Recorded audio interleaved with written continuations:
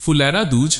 फाल्गुन मास का आगमन केवल एक महीने का बदलना नहीं है, बल्कि यह जड़ और चेतन दोनों में एक नए प्राण का संचार होने जैसा है। हिंदू धर्म ग्रंथों और हमारी समृद्ध सांस्कृतिक परंपराओं में फाल्गुन को अत्यंत पावन, आनंददायक और आध्यात्मिक ऊर्जा से लबालब माना गया है। यह वह स्वर्णिम समय होता है जब प्रकृति स्वयं को एक नववधू की तरह सजाती है और पूरी सृष्टि जैसे नृत्य कर उठती है। शीत ऋतु की वो ठिठुरन जिसने जीवन की गति को कुछ धीमा कर दिया था, अब धीरे धीरे विदा होने लगती है और उसकी जगह बसंत की वो मंद, सुखद बयार बहने लगती है, जो न केवल शरीर को शीतलता देती है बल्कि आत्मा को भी प्रफुल्लित कर देती है। फाल्गुन की इसी पावन बेला में प्रकृति का सौंदर्य अपने चरमोत्कर्ष पर होता है। चारों ओर की हरियाली को देखकर ऐसा प्रतीत होता है मानो धरती ने धानी रंग की चादर ओढ़ ली हो। पेड़ों की नग्न शाखाओं पर नई कोमल कौपले फूटने लगती हैं, जो चीख चीख कर जीवन के निरंतर चलते रहने का संदेश देती हैं। आम के पेड़ों पर बौर आने लगते हैं, जिनकी मादक सुगंध पूरे वायुमंडल को भक्तिमय बना देती है। बगीचों में गुलाब, गेंदा और टेसू के फूल अपनी ऐसी रंगत बिखेरते हैं कि देखने वाले की आंखें फटी की फटी रह जाएं। यह केवल एक भौतिक परिवर्तन नहीं है मेरे प्रिय, बल्कि यह एक आध्यात्मिक उत्सव का पूर्वाभ्यास है।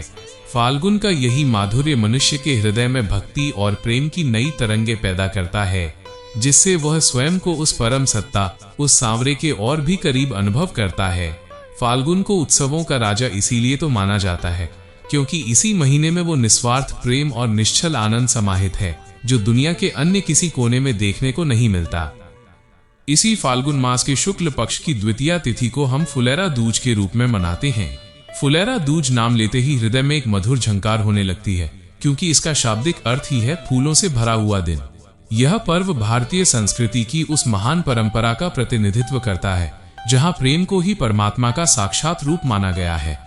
जब हम फुलेरा दूज का नाम लेते हैं तो सहज ही हमारी कल्पना में ब्रज की वो पावन रज जीवंत हो उठती है, जहाँ के कण कण में भगवान श्री कृष्ण और राधा रानी के प्रेम की सुगंध बसी है। ये पर्व केवल एक धार्मिक अनुष्ठान मात्र नहीं है, बल्कि ये वैवाहिक सुख, पारिवारिक अखंडता और सौभाग्य की प्राप्ति का एक दिव्य द्वार है।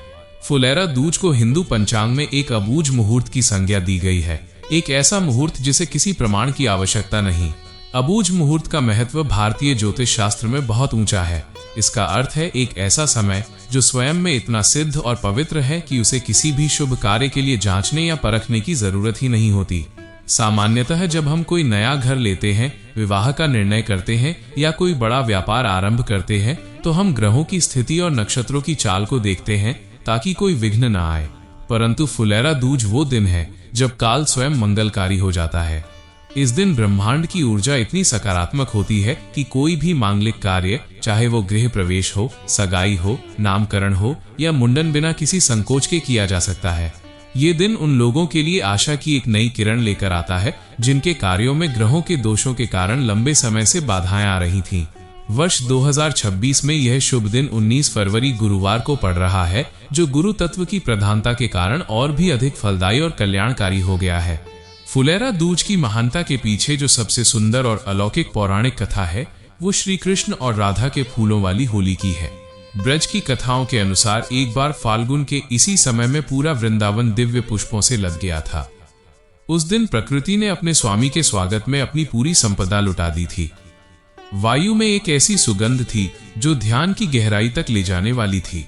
भगवान श्री कृष्ण, जो स्वयं रसों के स्वामी हैं, उन्होंने उस दिन राधा रानी और अपनी प्रिय गोपियों के साथ होली खेलने का निश्चय किया। परंतु रुकिए, ये होली वैसी नहीं थी जैसी हम आज देखते हैं। ये रंगों और कीचड़ की होली नहीं थी, बल्कि ये शुद्ध, पवित्र और सुगंधित पुष्पों की होली थी। श्री कृष्ण ने जब अपनी लाडली राधा रानी पर फूलों की वर्षा की, तो प्रत्येक फूल एक प्रेम पत्र की तरह उनकी अनंत भावनाओं को व्यक्त कर रहा था। बदले में राधा रानी ने भी अपने आराध्य को पुष्पों से नहला दिया और गोपियां, वे जो इस प्रेम का अटूट हिस्सा थीं, वे भी इस दिव्य खेल में ऐसी मग्न हुई कि सुध बुध खो बैठी। पूरा वृंदावन उस दिन फूलों की चादर से ढक गया था। आकाश से देवता भी इस अद्भुत दृश्य को देखकर चकित थे और वे भी इस उत्सव में शामिल होकर स्वर्ग से पुष्प वृष्टि करने लगे। यह केवल एक खेल नहीं था, बल्कि ये जीवात्मा का परमात्मा से महामिलन का उत्सव था। फूलों की कोमलता उस प्रेम की कोमलता का प्रतीक थी जो पूरी तरह निस्वार्थ और शाश्वत है। तभी से ये परंपरा चली आ रही है कि फुलेरा दूज के दिन भगवान श्री कृष्ण को विशेष रूप से फूलों से सजाया जाता है और उन्हें फूलों का ही अद्भुत भोग लगाया जाता है। इस उत्सव के महत्व को समझाने वाली एक अन्य हृदयस्पर्शी कथा एक ऐसी भक्त गोपी की है जो प्राचीन काल में ब्रज के एक छोटे से गांव में रहती थी। उस गोपी का हृदय श्री कृष्ण की भक्ति से ओतप्रोत था। वो उठते बैठते सोते जागते केवल अपने सांवरे का ध्यान करती थी। परंतु हाय, उसके जीवन में एक बहुत बड़ा अभाव था। उसका वैवाहिक जीवन अत्यंत कष्टकारी था। उसका पति अत्यंत कठोर स्वभाव का था और घर में हमेशा कलह का वातावरण बना रहता था। वो गोपी अपनी भक्ति को शांत मन से नहीं कर पाती थी क्योंकि ग्रह क्लेश ने उसके मानसिक सुकून को छीन लिया था। एक बार वो अत्यंत व्यथित होकर यमुना किनारे बैठी फूट फूट कर रो रही थी। तभी वहां से एक सिद्ध वृद्ध साधु का गुजरना हुआ। साधु ने उसकी वेदना को भांप लिया और करुणा भरे स्वर में उसकी चिंता का कारण पूछा। गोपी ने सिसकते हुए अपने घर की अशांति और पति के व्यवहार के बारे में बताया। उसने कहा, हे महात्मा, मैं श्री कृष्ण की सेवा करना चाहती हूँ, पर मेरे घर की कलह मुझे उनके चरणों में बैठने ही नहीं देती। साधु ने मुस्कुराते हुए उसे धैर्य बंधाया और कहा, बेटी, तू चिंता मत कर। फाल्गुन मास की शुक्ल पक्ष की द्वितीया को आने वाली फुलेरा दूज का व्रत कर।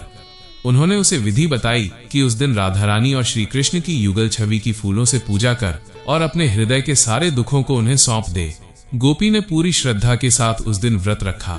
उसने अपने घर के छोटे से मंदिर को वन के जंगली फूलों से जी भरकर सजाया। उसने दिन भर निर्जला रहकर भगवान के विरह में भजन गाए। और जानते हैं क्या हुआ?